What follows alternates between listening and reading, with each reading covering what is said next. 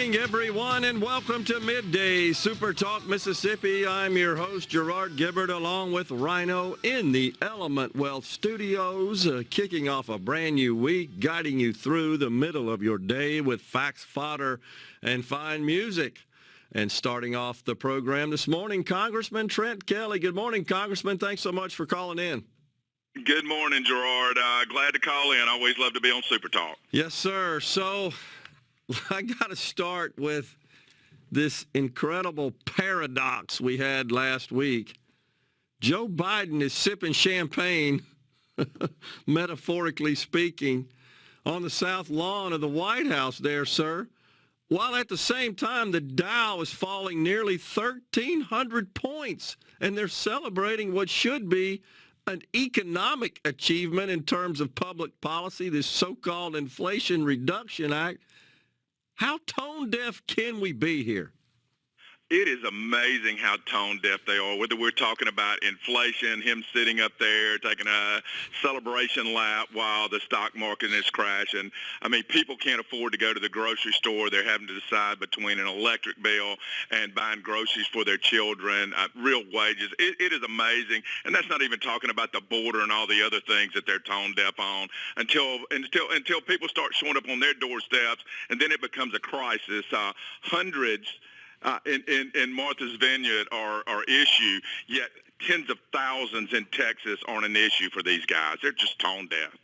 It is truly unbelievable, and certainly, as you point out, Congressman, the hypocrisy that's on display here with respect to Martha's Vineyard and, of course, Washington, D.C., with Mayor Muriel Bowser there. These are the same people that were all about open borders and humane, so-called humane treatment, and just absolutely blasting the prior administration.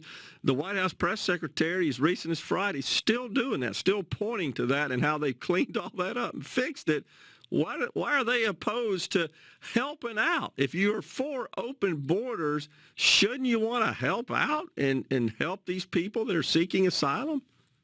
Well, they want other people, but remember, all these are the same cities that were sanctuary cities, inviting them to come, and now they don't want them there. It's like everything else they do. They say one thing, and they do the other. And this Inflation Reduction Act, so-called that they call it, this is nothing but fueling more inflation. The president's student loan forgiveness, helping out his rich buddies and all those who went to these Ivy League schools, while our hard working class people in Mississippi are not getting anything. It's just the tone deaf across the board. And they're hiring 87,000 more IRS agents to make sure that folks are paying their taxes, and I have no doubt that they will target hardworking small businesses and Republican voters. Of course, and you know that's the case because there's not enough that they can extract from the people that they think they're going to, or they're at least portraying they're going to go after, the so-called rich people in this country. You know it's going to trickle down throughout all income ranges, and these are the folks that are going to end up being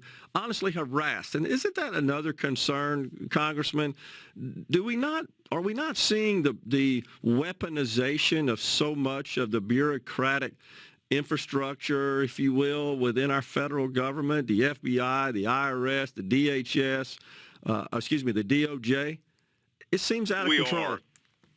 We're seeing a weaponization of that, and there's going to be an accounting. Hopefully we'll win back the House in the midterms and the Senate, and there can be some oversight over this. But I'll tell you, they're targeting Republicans. You know, they think they're going to keep us and silence us and muzzle us by threats of indicting every Republican. But I'll tell you, we are going to take them to task, and we're at least going to highlight for the American people the injustices they are doing and the way that they are targeting Republicans. What's the environment like, sir, in the U.S. House of Representatives? I mean, is there any interest in trying to work together on what might be the handful of common causes? It just seems like we're so polarized on everything. Other than the funding bill that they will try to pass this week, there is no interest in them on working on anything that helps the American people. Last week we were talking about whistleblowers, which is not really whistleblowers. It's so that their whistleblowers can whistleblow on our whistleblowers and discredit them in an anonymous fashion. They are not worried about anything other than the politics and the election in 2022. And if we don't get our folks out and vote, they are going to take back the House, and if they do that, I'm not sure that our nation can withstand another 2 years of the Democrats in charge. Well, I share your concerns, Congressman. The Wall Street Journal editorial board published an outstanding article over the weekend, basically going through the details of what is at stake and just how close we are to enacting some ridiculously radical policy, starting with voting rights. That's like number one on the list. They want to get rid of the filibuster so they can ram that through, which would, of course, make mail-in voting virtually at any time the law of the land across all 50 states, essentially federalizing our elections. This is incredibly dangerous. It is. That, if you'll remember, that was the very first thing when they took the majority was their H.R. 1, the voting rights thing. Yep. And it's not voting rights. It is setting it up so that Democrats win all elections. And, and I have issues when you lead every time until they start counting votes after the election, and every time they get 90% of the votes that are late, and they turn an election from you being 4 points up to being 5 points down. It is crazy. And we just saw what happened in Alaska with this ranked choice voting, where 60% voted for Republicans, yet the Democrat won. Yeah, in the RCV voting process, and I'm sure you're aware, other states are considering implementing that as well, that structure. Yes, and so we've got to educate our folks that this is not a good policy. When someone who gets less than 40% wins an election, that is not democracy, and that is not one vote for one person. Yeah, I totally agree with you on that. So the other thing that's on their radar is the ProAct, which would essentially eliminate the choice a worker has on whether or not they want to join a union and a union shop. Listen, they're always about unions and always trying to do that, and we've seen that in Mississippi. What they want is to take over the workforce and be able to control who works and how much they pay so they can have their cronies get the best jobs and do the least work. And we're going to fight everything that they throw until we can take the gavels, hopefully, in January of next year. Let's stay optimistic. Let's suppose that Republicans are able to take over the House, the majority of the House. What do you see happening? Might we see any sort of proceedings drawing up impeachment papers for the president, for Garland, Mayorkas perhaps?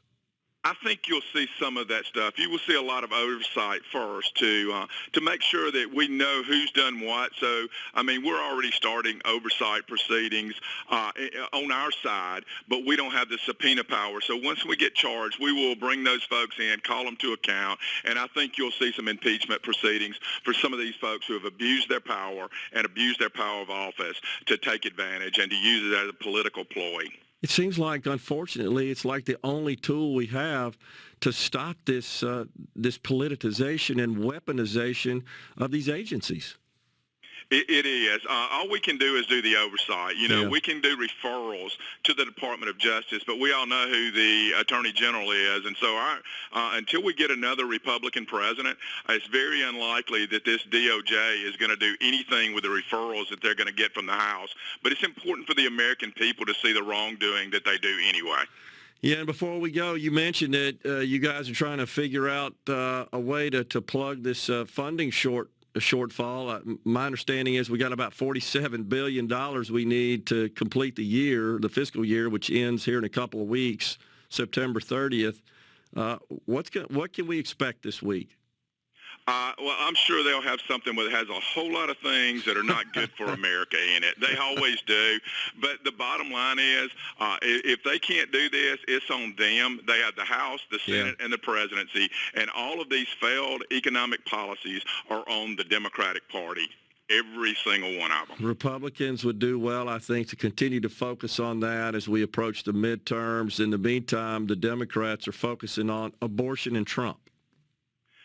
Absolutely, but that's because they don't want people to know how much it costs them when they go to the grocery store, or that our fuel reserves are the lowest point since 1985. Yes. They want to distract from what the issues are, but the American people know they are not better off today than they were when the Democrats took charge. Always good to talk to you, Congressman. Appreciate you joining us, and keep up the good fight, sir.